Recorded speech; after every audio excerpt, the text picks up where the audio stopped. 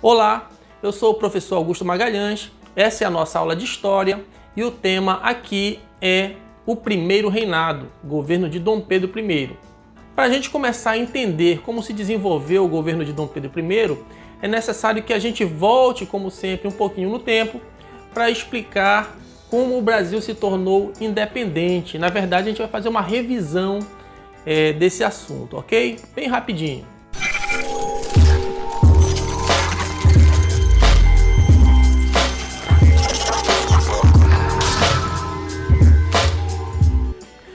Bem, tudo começou com a vinda da família real de Portugal para o Brasil, quando Napoleão invadiu a sede do reino português. A família real portuguesa, juntamente com todo o tesouro português, todo o governo, as elites portuguesas, migraram para o Brasil. E o Brasil, então, passa a se tornar o centro administrativo de todo o império. Com isso, veio o fim do pacto colonial, que obrigava o Brasil a comercializar somente com a metrópole. A partir de agora, o Brasil pode então comercializar com todas as nações amigas, que basicamente era a Inglaterra. Porém, o Brasil conquistou maior liberdade de comércio. O Brasil também se torna Reino Unido a Portugal e Algarves, deixando aquela situação de colônia oficialmente.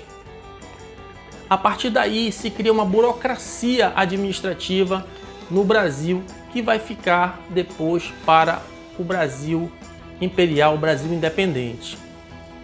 Acontece também uma importante urbanização do Rio de Janeiro, que vai ser a sede administrativa do Império Português e depois a sede administrativa do Brasil independente. O Brasil passa também a contar com uma vida cultural muito intensa.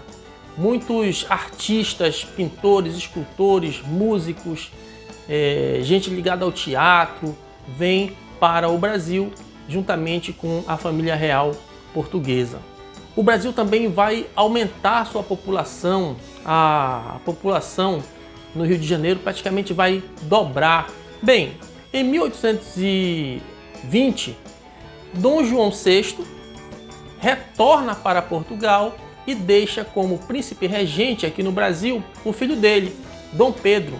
Dom Pedro passa então a ser pressionado pelas cortes portuguesas para que o Brasil retorne àquela situação antiga, anterior à chegada de Dom João VI, onde o Brasil era totalmente dependente de Portugal. As elites brasileiras, as elites coloniais, já haviam experimentado essa liberdade de comércio, essa liberdade administrativa e não pretendiam retornar àquele tempo. Dom Pedro, então, passou a ser pressionado, de um lado, pelas cortes portuguesas e de outro, pelas elites coloniais brasileiras. Dom Pedro acaba optando pelo Brasil. Então ele decide declarar o Brasil independente de Portugal definitivamente. Com isso, o governo de Dom Pedro, no início, conta com um grande prestígio que, infelizmente, vai se deteriorar ao longo do seu governo, que é muito curto, o primeiro reinado, e é isso que a gente vai ver agora aqui na nossa aula, tá bom? Então vamos lá. O primeiro reinado acontece entre os anos de 1822, quando Dom Pedro declara o Brasil independente de Portugal, e o ano de 1831, quando ele abdica do trono em favor do seu filho Pedro de Alcântara. Se por um lado Dom Pedro angariava enorme prestígio entre as elites brasileiras, por outro, os portugueses que moravam aqui não estavam muito contentes com essa história de independência do Brasil. Em várias províncias como Maranhão, Piauí, aqui no Pará, as lutas se estenderam para além do dia 7 de setembro de 1822. Aqui no Pará, por exemplo, a gente tem um feriado que é comemorado no dia 15 de agosto, que é o feriado da adesão do Pará à independência do Brasil. Então é isso mesmo, o Pará só aderiu à independência do Brasil quase um ano após a declaração feita por Dom Pedro I às margens do Ipiranga. Os brasileiros acabam se revoltando contra Dom Pedro porque não aceitavam a forma autoritária com que ele passou a governar o Brasil. Esse período era um período em que o absolutismo monárquico já estava em decadência na Europa e Dom Pedro pretendia fazer um governo nesses moldes aqui no Império Brasileiro. Um outro episódio que vai dificultar a vida de Dom Pedro é a Guerra da Cisplatina. A Cisplatina era uma província que foi anexada ao Brasil na época de Dom João VI.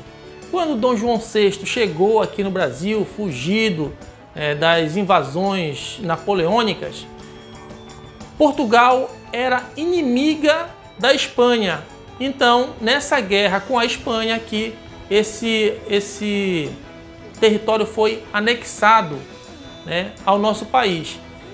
E Dom Pedro, então, vai enfrentar essa revolta, essa guerra da Cisplatina, onde o Brasil perde a guerra, a Cisplatina se torna independente do Brasil e forma o que é hoje o país que a gente conhece como Uruguai, o nosso país vizinho aqui no sul do Brasil. A oposição vai então acusar Dom Pedro de ser o responsável pela perda do território, minando cada vez mais o seu curto governo. Durante o governo de Dom Pedro, nós tivemos a promulgação da primeira Constituição brasileira, foi a Constituição de 1824. Dom Pedro convocou a eleição de uma Assembleia Constituinte, de deputados constituintes para escrever a Constituição brasileira. Até então, as leis que vigoravam no Brasil eram as leis portuguesas. O Brasil agora é independente, precisa ter as suas próprias leis. Dom Pedro pretendia fazer um governo autoritário aos moldes do absolutismo monárquico. Porém, a Assembleia Constituinte passa então a limitar os poderes de Dom Pedro. O que Dom Pedro faz então? Ele dissolve essa Assembleia Constituinte e outorga uma Constituição da forma que ele pretendia. Uma Constituição que lhe dá plenos poderes. Nessa Constituição, podemos destacar algumas coisas importantes. Primeiramente, a existência de 4 poderes.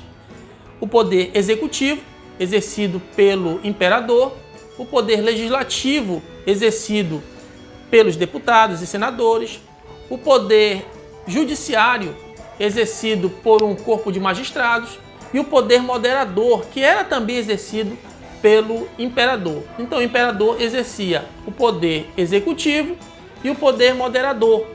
O poder moderador dizia que a decisão de todos os outros poderes poderia ser anulada pelo imperador. Resumindo, o poder moderador dava plenos poderes para Dom Pedro exercer o governo da forma que ele queria, um governo autoritário, um governo absolutista. A primeira Constituição brasileira também trazia o voto censitário, ou seja, só podia votar e ser votado, só podia participar da vida pública, da vida política do Brasil, quem tivesse um determinado nível de renda. Então, os pobres estavam excluídos da participação política. Também o voto era exercido somente para as pessoas do sexo masculino, excluindo praticamente metade da população brasileira, que eram as mulheres. Devido a essa forma autoritária e antipopular como Dom Pedro governa, ele vai perdendo gradativamente aquele prestígio acumulado durante o período da independência do Brasil. A reação da oposição vem logo em 1824 com a formação da Confederação do Equador. Pernambuco, Ceará, Paraíba e Rio Grande do Norte se juntam então para formar a Confederação do Equador em 1824.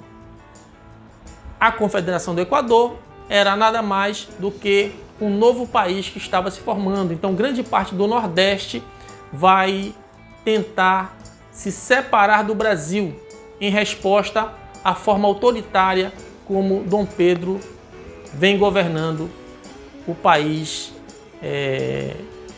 que recentemente se tornou independente. A classe média urbana também protesta contra a forma autoritária como Dom Pedro governa e também contra as condições precárias de vida da maioria do povo brasileiro. Um fato novo surge nesse cenário político já conturbado. Esse fato é a morte de Dom João VI lá em Portugal. Quem é o sucessor natural de Dom João VI? É Dom Pedro. E as elites então passaram a temer que, quando Dom Pedro assumisse o trono português, ele pudesse juntar novamente os dois reinos, os dois impérios, o Império Português, o Império Brasileiro, e o Brasil voltasse àquela condição de colônia. Então, a oposição ao Dom Pedro vai se acirrar ainda mais e ele vai ser obrigado a escolher se quer assumir o trono português ou se quer continuar sendo o imperador do Brasil. As duas coisas não podem ser. Os brasileiros passam então a pedir a renúncia de Dom Pedro. Dom Pedro não consegue conter as revoltas, então só resta a ele abdicar do trono em favor do seu filho, Pedro de Alcântara, e seguir para Portugal para assumir o trono no lugar do seu pai, Dom João VI. Um detalhe importante é que o príncipe Pedro de Alcântara, herdeiro do trono do Império Brasileiro, era apenas uma criança que tinha 5 anos. Logo, o Brasil passa a ser governado por regentes até que Pedro de Alcântara chegue à maioridade, com 18 anos. Mas essa é uma história que a gente vai ver mais à frente, como ela se desenrolou. Para você que assistiu a aula até aqui, eu agradeço, espero que tenha gostado e a gente se vê no próximo episódio. Um grande abraço!